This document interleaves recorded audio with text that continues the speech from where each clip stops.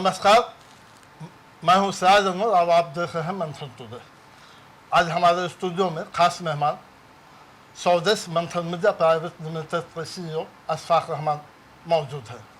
हम इनसे देश विदेश और बिहार की मौजूदा राजनीतिक पर बातचीत करेंगे। अशफाक रहमान साहब, हमारे स्टूडियो में आपका स्वागत है जी।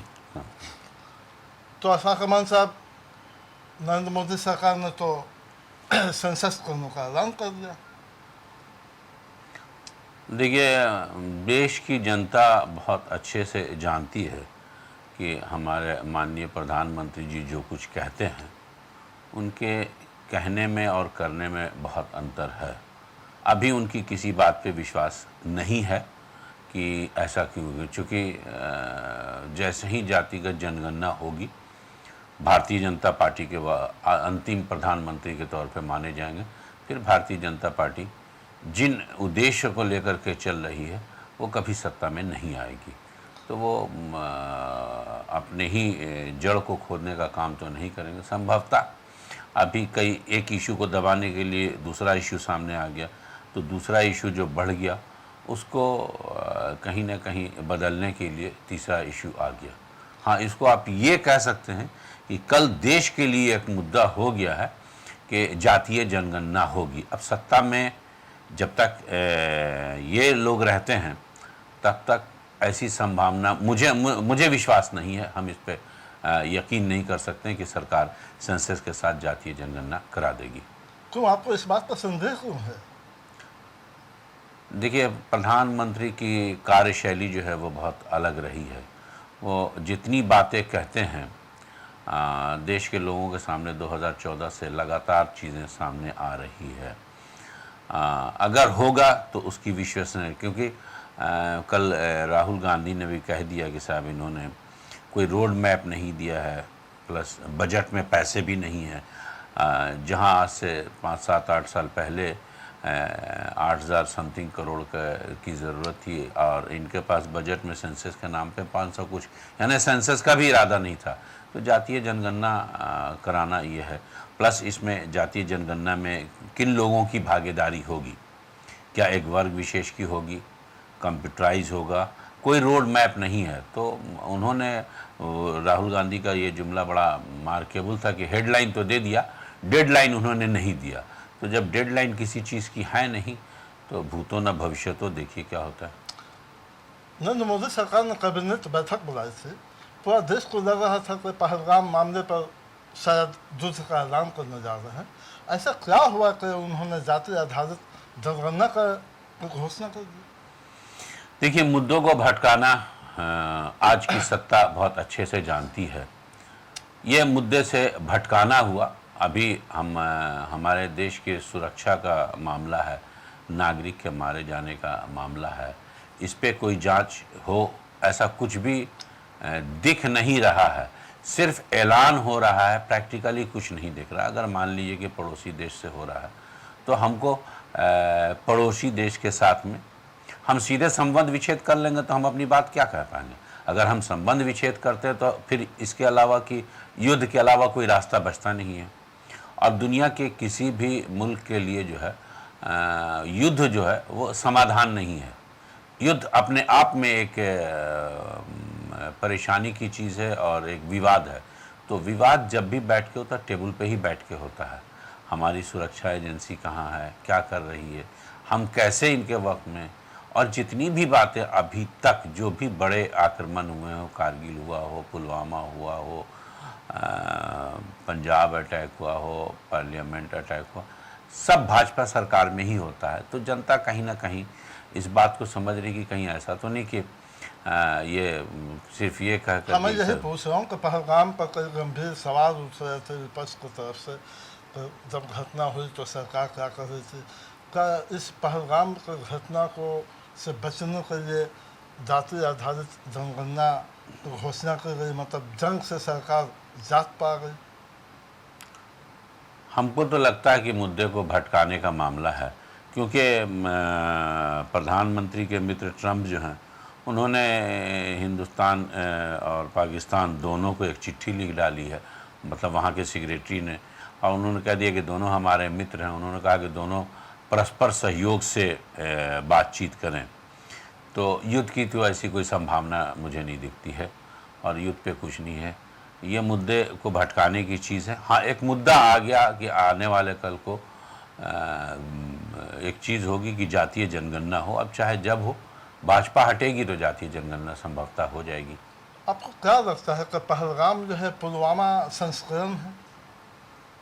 पुलवामा की तरह देखिए, जब जांच कुछ हो ही नहीं रही है, जैसे पुलवामा में आज तक कोई जांच नहीं हुई, ये अपने आप में बताता था। सतपाल मलिक जो उस समय के गवर्नर थे, उन्होंने जितनी बातें कही तो शक की सुई तो घूम रही है। देश की जनता इतनी बेवकूफ़ नहीं है और समझ रही है। सतपाल मलिक के तमाम बयानों को अगर सुन लिया जाए तो बहुत सारी चीज़ें सामने आ जाती है। कुछ लोगों का यह भी कहना है कि वक्त का मामला चल रहा है, 5 तारीख को सुप्रीम कोर्ट में सुनवाई है, तो क्या वक्त के मामले को, वक्त आंदोलन को दबाने के लिए भी ये कास्ट सेंसस का घोषणा की गई? देखिए, वक्फ कानून जो है वो भाजपा की सोची समझी साजिश का एक हिस्सा है। वो किसी भी तरह से यहाँ के अल्पसंख्यक समाज को जो भी चीज़ उसके पास अपनी है उसका छीनने का कानूनी तरीका इख्तियार कर रही है और कुछ नहीं है। मुद्दे दबाने का क्या, उनको क्या, सुप्रीम कोर्ट इतना सब कुछ कह रहा है, बुलडोज़र नहीं चलेगा, ये नहीं, कौन सी सरकार मान रही है? उनकी सरकार जहाँ पे है वो इस बात को, अदालत की कौन सी बात मान रही है? तो बिल्कुल सामने की बात है। और वक्फ कानून पे अभी लाइट ऑफ करने में भारत सरकार को दिया पता चल ही गया होगा कि ये 15 मिनट किन लोगों ने लाइट ऑफ किया। हमने तो ये भी देखा कि मुसलमानों के साथ साथ कई हिंदुओं के घरों में भी लाइट नहीं जली और उन लोगों ने भी सहयोग दिया। कई दलितों के परिवारों ने भी लाइट ऑफ कर दिया, क्योंकि वो भी कहीं ना कहीं सोच रहे हैं कि ये एक एक करके छांट के सबके साथ आने वाले कल को कोई ना कोई मसला खड़ा हो। कर देना एक समुदाय की तरफ से सरकार को सीधे सीधे चुनौती तो नहीं है? नहीं, चुनौती नहीं, विरोध प्रकट करने का अलग अलग तरीका। ये तो प्रधानमंत्री का तरीका, थाली बजाओ ताली बजाओ, और जितनी भी चीज़ें ये तो प्रधानमंत्री ने सिखाई। तो जो गुरु सिखाता है चेला तो वही करेगा, तो जो राजा सिखाता है जनता वही करती है। तो मतलब ऑल इंडिया मुस्लिम पसंद नरेंद्र मोदी की राह पर चल रहा है? नरेंद्र मोदी के राह पर नहीं चल रही, वो भी उन्हीं के तरीके से उनको जवाब दे रही कि साहब हम यूनाइट हैं, हम इस बात की मुखालफत करते हैं। और इसमें एक बहुत बड़ी बात ये हुई है इस बार में, जो सरकार को सोचने पे मजबूर कर देगी लाइट ऑफ करने में, कि इसमें दलितों ने भी बहुत साथ दिया। उनके घरों में बैकवर्ड क्लास के भी कई हिंदू कम्युनिटी के हैं, उन लोगों ने भी अपनी लाइट ऑफ करके रखी थी। तो क्या जो अमन पसंद लोग हैं, बिल्कुल बिल्कुल, तो क्या उनको भी लगता है कि वक्फ कानून गलत है? उनको लगता क्या, आप सोशल मीडिया उठा के देख लीजिए। गोदी मीडिया को अगर छोड़ दिया जाए तो सोशल मीडिया आप उठा करके देख लीजिए, और जितने भी यूट्यूब चैनल हैं जो काफ़ी बड़े बड़े पत्रकार हैं उनसे देख लीजिए, वो आप अपनी बातें रख रहे हैं, जनता की राय रख रहे हैं। और वक्फ बिल गलत का पूरी तरह नाजायज़ है एक तरह से। अब कानून बना करके अगर आप किसी की धार्मिक संपत्ति को छिया लेदर कर रहे हैं तो जाहिर है वो अपनी आवाज़ तो उठाएगा ना। वक्त में सरकार ने एक बार भी बता दे कि आज़ादी से लेके आज तक सरकार ने 1 सेंटीमीटर ज़मीन वक्फ बोर्ड को दी हो? नहीं दी है। जब सरकार ने इसको कुछ दिया ही नहीं है, किसी तरह का योगदान ही नहीं किया है, तो उनको तो अपने चेयरमैन जिनको बना के बैठाती है और जिसको जो करती है उस पर कंट्रोल करना चाहिए, उनकी आमदनी को पकड़ना चाहिए, ना कि वक्फ की संपत्ति पे नया कानून लेके आ जाना चाहिए। तो फिर सरकार क्यों वक्फ कानून लागू करना, क्या उसके पीछे मंशा क्या है? ये ध्रुवी, आपसे जानना चाहता हूँ क्या मंशा है सरकार? ये सिर्फ ध्रुवीकरण की राजनीति है। वो ये दिखाना चाहते हैं कि साहब हम वर्ग विशेष को किस तरह से परेशान कर रहे हैं, उनको किस तरह से कमज़ोर कर रहे हैं। आप देखिए जो पड़ोसी राज्य में हो रहा है, जितने भी हो रहा है, बुलडोज़र चल रहा है किसके घर पे, अभी कोई मुकदमा हुआ कि नहीं हुआ, उसका कोई फ़ैसला आया कि नहीं आया, कोई कल्प्रिट है ये डिक्लेयर हुआ ही नहीं, बस एक अफवाह उड़ी और उसके बाद से उनका घर बुलडोज कर दिया गया। सर्वोच्च न्यायालय ने इस पर काफ़ी हद तक कई बार टिप्पणी कर चुकी है। यूपी पुलिस को 50,000 रुपये का जुर्माना तक सुप्रीम कोर्ट ने लगाया है।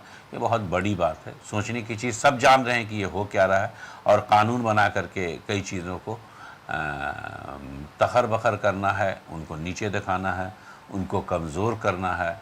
वर्ग विशेष को जितना ज़्यादा से ज़्यादा कमज़ोर कर सकें वही उनका उद्देश्य है। नरेंद्र मोदी नेतृत्व वाली जो सरकार है, बीजेपी को उसमें मेजोरिटी नहीं है, 240 सीट है। उसके बावजूद विपक्ष की भूमिका आपको कहीं कमज़ोर नहीं दिखती? जिस तरह विपक्ष की कोई भूमिका नहीं है, हम तो आज की तारीख में यही कहेंगे। रही बात ये सारी चीज़ें जो दिखाई हुई है, ये पहले के कांग्रेस की ही दिखाई हुई है। तो कांग्रेस ने जो दिखाया है उसी पैटर्न पे चल रहे हैं। कांग्रेस सॉफ्ट हिंदुत्व लेके चलती है, ये हार्ड हिंदुत्व लेकर के चल रहे हैं। आप तो बहुत बड़ी बात बोल रहे हैं, मतलब कांग्रेस और बीजेपी में कोई आपको फर्क महसूस नहीं होता? नहीं, सिक्के का दो पहलू है, एक है एक दूसरा, दोनों में कोई पहलू नहीं है। कांग्रेस इसलिए थोड़ा सा अपना सॉफ्ट है क्योंकि कांग्रेस का बेस वोट ही मुस्लिम है। उसके बाद जो उसका मेन ब्राह्मण वोट था वो तो सारा वोट खसक के उधर ही चला गया। हिंदुत्व तो एक है, सॉफ्ट हिंदुत्व का है, हार्ड हिंदुत्व का है। थोड़ा मैं आपको भाई जानना कहने का मतलब है स्पष्ट रूप से अल्पसंख्यक समाज को समझ गए और दलित समाज के साथ नरमी के साथ उनको थोड़े थोड़े टुकड़े टुकड़े दे करके उनके अधिकार को धीरे धीरे करके छीन लेना, ये सॉफ्ट हिंदुत्व है। और हार्ड हिंदुत्व के हिसाब सीधे हमने कह दिया ना कि तुम्हारा कोई अधिकार नहीं है, जैसे मनुवाद में है। नहीं साहब, अगर शूद्र ने वेद पढ़ लिया तो उसमें था कि साहब उस ज़माने में कान में शीशा पिला दो, पढ़ लिया तो ज़बान काट दो, सुन लिया तो कान में शीशा पिला दो।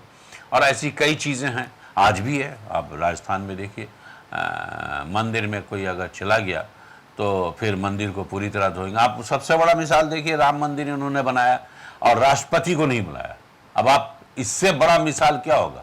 देश के सामने तो एकदम खुली मिसाल है कि साहब इन्होंने इतने बड़े मामले में राष्ट्रपति को नहीं बुलाया, जबकि वहाँ मौलाना और मौलवी तक चले गए। मौलाना और आरएसएस के जो मौलवी हैं वो सब के सब तो वहाँ गए। ये सॉफ्ट हिंदुत्व में कांग्रेस जो आप बोल रहे हैं, कांग्रेस के अलावा आपको सॉफ्ट हिंदुत्व में जो सो कॉल्ड सेकुलर पार्टी है, नायडू है, जनता दल यू सॉफ्ट है। हिंदुत्व में अगर रखना चाहेंगे हम तो किस पार्टी को? देखिए, सबका अलग अलग नाम लेने का नहीं। सॉफ्ट हिंदुत्व में आप एकदम स्पष्ट रूप से अभी जो उनकी सहयोगी पार्टियां हैं वो सब सॉफ्ट हिंदुत्व के रास्ते पे चल रहे हैं, चाहे वो नीतीश कुमार हो, चाहे नायडू की पार्टी हो, या और जो भी निर्दलीय उनके साथ है, वो सॉफ्ट हिंदुत्व के तौर पे उनके साथ में है। मतलब आप साफ कह रहे हैं कि देश दो ध्रुवीकरण में चल रहा है, एक सॉफ्ट हिंदुत्व, हाँ, ये हार्ड हिंदुत्व। भाई ये कांग्रेस के टाइम में ही बनाया गया है। कांग्रेस के चाहने से ही भारतीय जनता पार्टी सरकार में आई है। पहले कांग्रेस को आरएसएस कांग्रेस का समर्थन करती थी, आज नहीं। हाँ, अभी राहुल गांधी के इसमें एक नई कांग्रेस उभर रही है। हालांकि बेचारा खुद ही कह रहे हैं वो कि हमारे यहाँ स्लीपिंग सेल है।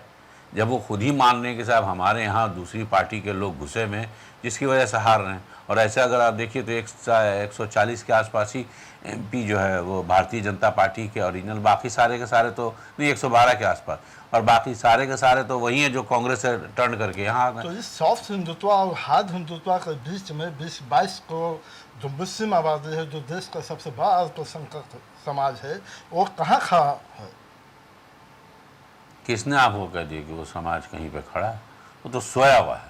एक सोए हुए समाज के बारे में कोई भी बात कहना सही नहीं होगा। वो सोया हुआ समाज है और कहीं ना कहीं उसके यहाँ जो दाढ़ी टोपी वाले ज़्यादातर मौलाना लोग हैं, उन्होंने इस समाज को नपुंसक बना दिया। वो नेतृत्व को उभरने नहीं देते हैं। जब नेतृत्व को उभरने नहीं देंगे तो वो अपने हिसाब से चलाएंगे और वो एक तरह से सामाजिक उत्पीड़न का जो मुख्य कारण है मुसलमानों का, वो उनके मौलवी तबके के लोग हैं। चूँकि जो मौलवी तबके के लोग हैं वो किसी राजनीतिक इसमें भी अपने किसी भी नेता को स्पष्ट सहयोग नहीं देते हैं, वो चाहते हैं कि सहयोग हम ही को मिल जाए। आपकी बात से थोड़ा सा इत्तेफाक भी है और थोड़ा सा हम ना इत्तेफाक भी है। माना को उलमा इसको भी जिम्मेदार है, तो जो मुस्लिम समाज का वाइस स्कॉलर है उनकी भूमिका क्या है, वो क्या कर रहे हैं? सोए में है वो, अभी सोए में। उनको लग रहा है मेरे सर पे थोड़ी आया, फलां के घर पे आया। उनको लग रहा है मेरे घर पे थोड़ी आया, दूसरे के घर पे आया। ये जो अंदाज है उनके सोचने का, उसी की वजह से ये समाज यूनाइट नहीं है। और समाज जो भी वाइट कॉलर लोग हैं उनको भी लगता है कि साहब मौली साहब ने ऐसा कह दिया। वो जानते हैं कि ये जो मौलाना कह रहे हैं वो गलत काम कर रहे हैं। नहीं, तो आप तो कह रहे हैं कि तो मुसलमान ही सोया हुआ, तो उसको जगाएगा कौन, कैसे जागेगा?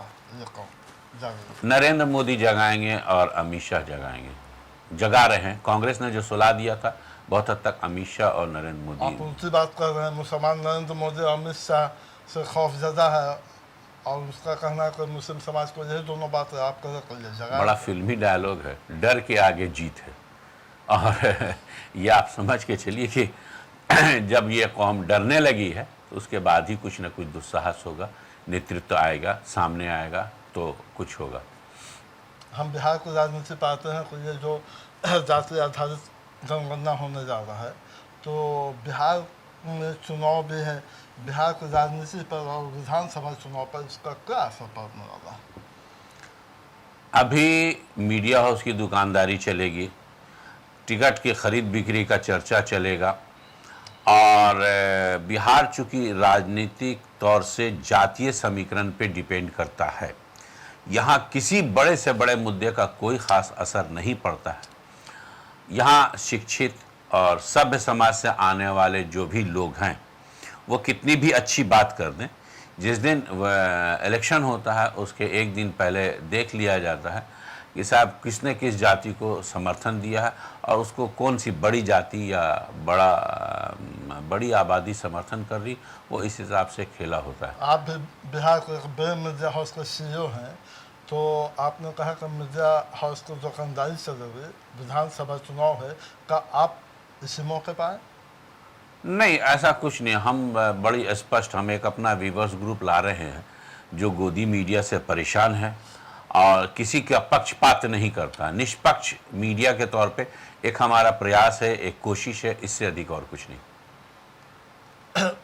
हमने 25 साल पत्रकारिता किया और मैंने सिर्फ एक चीज़ जाना कि मीडिया होता है। ये गोदी मीडिया क्या है? अब इसको आप किस तरह विवेचना कीजिए। जब सत्ता का सहयोग करने लग जाए मीडिया, सत्ता का बखान करने लग जाए मीडिया, जो भी सत्ता में बैठा हुआ किसी भी लोभ और लालच के तहत सत्ता के साथ खड़ा हो जाए मीडिया, ये गोदिया मीडिया की पहली पहचान है। मीडिया एक पक्ष है, प्रजातंत्र में एक पक्ष होता है। डेमोक्रेसी के जो by the people for the people of the people का फार्मूला है, इसके 4 पिलर होते हैं: न्यायपालिका, कार्यपालिका, विधायिका और पत्रकारिता। पत्रकारिता ये सब के सब जब अगर विधायिका के साथ चली जाए तो ऐसे ही पत्रकारिता को हम गोदी मीडिया के तौर पे कहते हैं। और आप देख रहे हैं क्या, आप खुद समझदार आदमी, आप समझ सकते हैं कि गोदी मीडिया क्या है। इसके बीच में 32 दांत के बीच में एक ज़बान के तौर पे हम प्रयास कर रहे हैं कि हम कुछ निष्पक्ष पत्रकारिता को और वैसे पत्रकारों को हम चुन रहे हैं राज्य में जो वाकई निष्पक्ष हैं और तटस्थ होकर के अपनी भूमिका निभा सकें, जनता तक सही सूचना पहुंचा सकें। हमको इसमें कष्ट भी होगा, नुकसान भी होगा, लेकिन हम उसके बावजूद ये करेंगे। आपकी पहचान तो सभी समुदाय में है, लेकिन मुस्लिम समाज में आप प्रतिष्ठित शख्सियत के बतौर जाने जाते हैं। और बिहार में एक मसला बहुत गंभीर बन गया है, हमारा तशय्या का। 2 नाज़िम, 2 अमीर शरीयत, इस पर आप क्या कहना चाहेंगे? आपकी क्या भूमिका है इसमें? मेरी क्या भूमिका होगी, मैंने हमेशा कहा है कि इन लोगों ने तो अब थाने में चले गए हैं, तो मतलब थाना पुलिस जहां हो गया है, तो आप समझ जाइए कि साहब एक ऐसे पद के लिए ये लोग विवाद कर रहे हैं जिस पद पे कोई वेतन नहीं होता, यानी उसके पास अधिकार क्षेत्र बहुत बड़ा है, पैसे को इधर से उधर और उधर से पैसे ही का मामला होगा। दुनिया में जितने भी अपराध होते हैं उस अपराध की मुख्य वजह जो होती है वो पैसा होता है, समझ गए? पैसा, और जिस पद पे पैसा नहीं है और उस पद के माध्यम से पैसे का तखरबगर हो या उनको अपनी शख्सियत उभारनी हो, तो वैसी हालत में ये लोग जो सामने आए हैं तो इनके ख़िलाफ़ मेरी तो कोशिश यही रहेगी कि और अच्छे समाज के लोग आएँ और ये जो गुट बन गया है इन दोनों गुट को बाहर निकाल के फेंकें। ये गंदी मछली है, पूरा तालाब गंदा कर रही है, दोनों ही गुट इसमें है। हमारा प्रयास ये है कि साहब दोनों गुट के विरुद्ध एक जनमत तैयार किया जाए और इन लोगों को हटा करके अच्छे और साफ़ सुथरे एक से एक अच्छे से अच्छे उलमा हैं उनको सामने लाने की कोशिश की जाए। बहुत बहुत शुक्रिया आपका। तो आप अभी हमारे साथ थे अशफाक रहमान साहब, और आपने देखा कि तमाम सवालों पर, तमाम पहलू पर इन्होंने बेबाक तरीके से अपनी राय रखी है। अगर आपने हमारा चैनल मंथन टुडे को सब्सक्राइब नहीं किया है तो आप सब्सक्राइब करें। नमस्कार, धन्यवाद। जय हिंद।